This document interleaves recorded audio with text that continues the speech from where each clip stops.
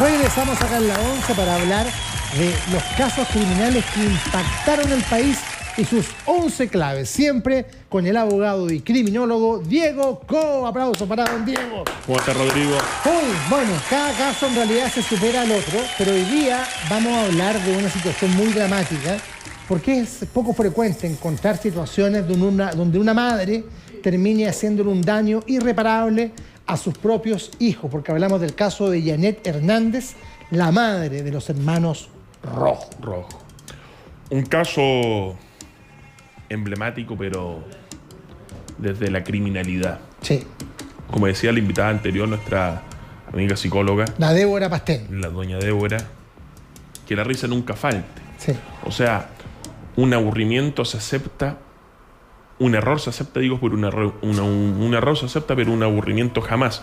Son las palabras que se dicen entre la filosofía y lo dice entre un mago, que claramente acá no se dan.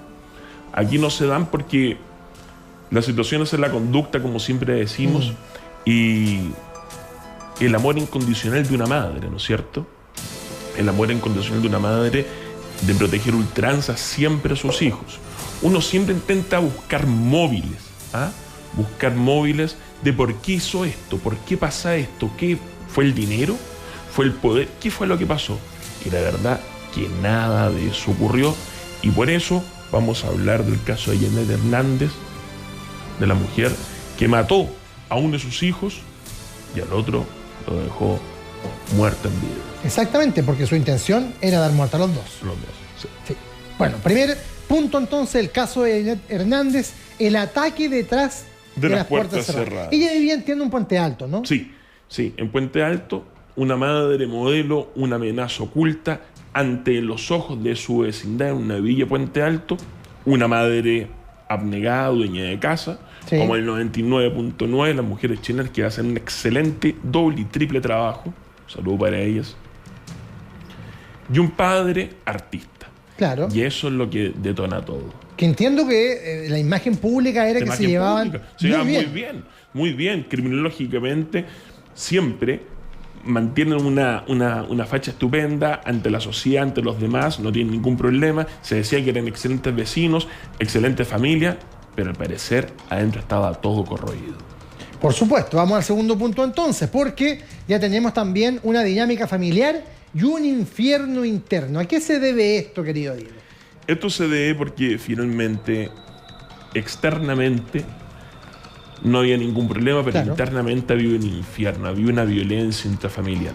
La carpeta, la investigación indica que no era, como vamos a ir viendo más adelante, no era el marido, ya, era efectivamente la madre. La madre era la agresora y no así el marido. No así el marido. Ya. Probablemente había una bilateralidad, que había una violencia de parte de los dos, pero la investigación arroja que era derechamente la madre. Vamos a ver ¿por qué pasa esto? Exactamente. Vamos al siguiente punto entonces. El detonante de la tragedia, enero 2008. ¿Hay un tercero involucrado en esto? No hay un tercero involucrado. Supuestamente habría un tercero, pero no hay un tercero. Vamos a ver. El 17 de enero del año 2008, el padre, artista, cantante local, llega a la casa y se encuentra con una escena devastadora. Ve a sus hijos con golpes craneales fuertísimos, uno ya lamentablemente fallecido, de 7 años, y el otro de 15 años agonizando. ¿Y la mujer? Y la mujer en estado de shock, indicando solamente que entraron malhechores a perpetrar este acto, indicando que eran amigos de él.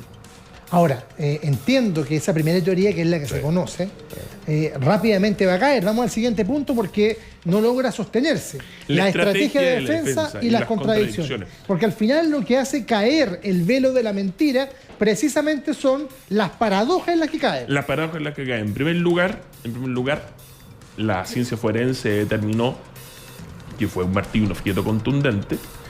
Ella alegaba que una tercera persona involucrada indicaba una ventana, y fíjense que la ventana era imposible que en esa ventana pudiera pasar un adulto, ningún tipo de persona, ni siquiera los hijos menores. Entonces era muy difícil. Segundo, se dieron cuenta que, según las pericias que hicieron, los instrumentos que detonó este parricidio, y este parricidio consumado y parricidio frustrado, que vamos a ver también la pena, determinó que tenía piel de la madre y sangre de los hijos. Y por la hora solamente podía estar ella.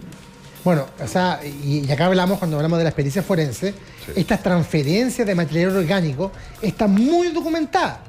La expertise así lo marca y por lo tanto es muy difícil sacarse ese perfil. Vamos al siguiente punto, que es el punto 5, donde dice la prueba clave. Se determinó, como ya digo, que la prueba clave era el y martillo. La martillo. ¿Y el martillo estaba dentro del hogar todavía? Estaba dentro del hogar y estaba dentro de la caja de herramientas de la familia. ¿Intentó ocultarlo esta mujer? Intentó ocultarlo, dejándolo como... Si no le limpió la sangre siquiera, ¿no? Limpió la sangre, pero quedaron restos igual. Exacto. Nosotros nos hemos dado cuenta con un peritaje. Sí, nos hemos dado cuenta en distintos casos que hemos visto, luminiscencia, luminosidad, que indica que efectivamente tenía una participación directa, porque habían manchas pardo rojizas del tipo sangre, y también había piel de ella, lo que indicaba que además a esa hora y en ese momento solamente estaba ella. Y no podía ser nadie más que solamente ella. Siguiente entonces punto, el número 6. ¿Qué dice acá? El testigo silencioso que despertó. Esto es muy bueno. Esto es muy fuerte. Su hijo mayor, Pablo, ¿ya?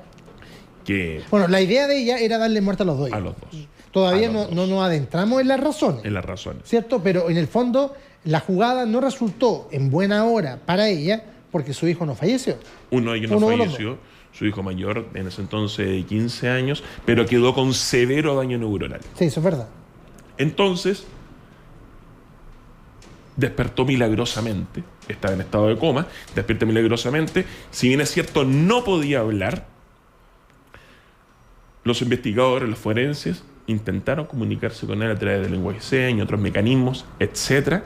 Y se logró determinar que la madre fue porque su hijo la delató.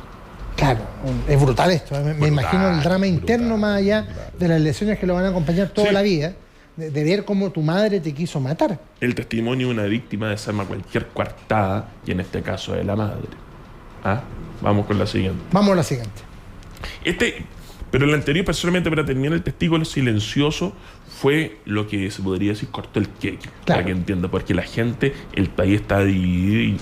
Entre los que creían en la teoría del asalto, otros que le echaban la culpa a un amante del papá. A un amante del papá. Yo me recuerdo de eso. Vamos a ir bien. Sí, pues. Y acá dice el perfil psicológico, celopatía devastadora. Y ahí nos puedes contar tú, porque entiendo que había una artista de carácter ranchero que estuvo involucrada en un triángulo imaginario. Es un triángulo imaginario porque él era artista y ella tenía una celopatía importante, devastadora, que le dio principio a lo que se denomina violencia vicaria. Quiero detenerme en este concepto, porque la violencia vicaria apunta que es un concepto de género donde se ocupa una tercera persona para dañar lo que uno quiere. En este caso los hijos. En este caso los hijos. Pero eso siempre va a ocurrir cuando la víctima es la mujer. La violencia vicaria opera solo sobre la mujer. Sobre la mujer. Cuando es al revés, se da el principio de Medea, un clásico griego, donde por la tradición de Jasón, la madre en este caso da muerte a los hijos. Pero objetivamente solamente es contra la mujer. Aquí solamente el espectador, para que se entienda bien, estamos haciendo un parangón, un equivalente. La violencia vicaria sabemos que es en contra de la mujer. Aquí fue exactamente al revés, para que se entienda. La mujer ataca a los hijos porque es lo que el padre más quería para poder vengarse. Se indicaba, la defensa indicaba, que era una mujer celópata, tenía una celotipia desgarradora, pero también tenía una personalidad un tanto limítrofe, pero eso no le facilitaba para ser inimputable, porque eso se alegó, porque igualmente distinguía el bien y el del mal. Pues hay muchas personas con trastorno limítrofe. O sea, tenía un discernimiento, tenía una madurez mental suficiente para poder vivir en el fondo, y no era inimputable, porque si bien es cierto podía ser limítrofe, pero sabía lo que era lo bueno y malo. Las dudas del sistema en el punto 8. Lo que estábamos hablando ya anteriormente. Enajenación o maldad, para mí una mezcla de ambas cosas, te voy a decir. Porque en el fondo hay que desarraigarse de una manera en que desconozco del amor filial para hacerle daño a tus propios hijos con la intención de provocarle una desazón mayor, en este caso, a tu cónyuge. La duda del sistema, enajenación a maldad. Finalmente, ¿de qué trata esto? Que en las situaciones de la conducta, como siempre decimos, se trató de dar de imputable, pero no fue así, porque como se dice, no estaba enajenada mental, porque si bien es cierto, tenía una personalidad un tanto limítrofe, un tanto desbordada, la verdad que distinguía lo bueno y lo malo. Y por lo demás, para poder articular una mentira, no puede estar enajenada mental. Exactamente. Entonces difícilmente podía funcionar esto. Vamos al punto 9, donde nos plantea acá el juicio y el desglose de la condena. Finalmente ella se determina que es imputable, ¿cierto? Yo recuerdo, tú lo puedes refrendar ahí, que ella tenía sospechas de que su marido la engañaba con una mujer que era cantante, sí, ¿cierto? Y eso es lo que era imaginario y que no era así. No era así, no era así. Pero en el juicio, evidentemente que todas las estrategias de la defensa se fueron cayendo. Claro. Primero, inimputable. Segundo, la libertad condicional. Pero la verdad de las cosas que no fue posible. Le dieron 22 años. Y después, por parricidio bien consumado. Y después por el hijo vivo, buenamente, pero el estado que quedó de carácter frustrado. Le sumaron las penas, se intentó alegar en la corte, no fue posible y finalmente quedó con 32 años. De los cuales yo creo que se ha cumplido por lo menos 10.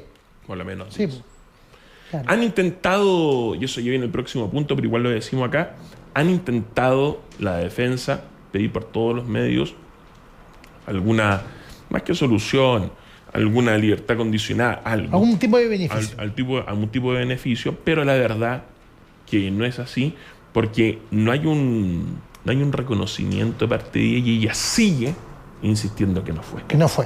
Sí, y aparte de eso, entiendo, más allá de ese arrepentimiento inexistente, que tampoco ha tenido el mejor comportamiento en reclusión. Tampoco. Tuvo peleas con María del Pilar Pérez, cuando las colocaron en la misma celda, y otras reclusas más. Efectivamente. Sí.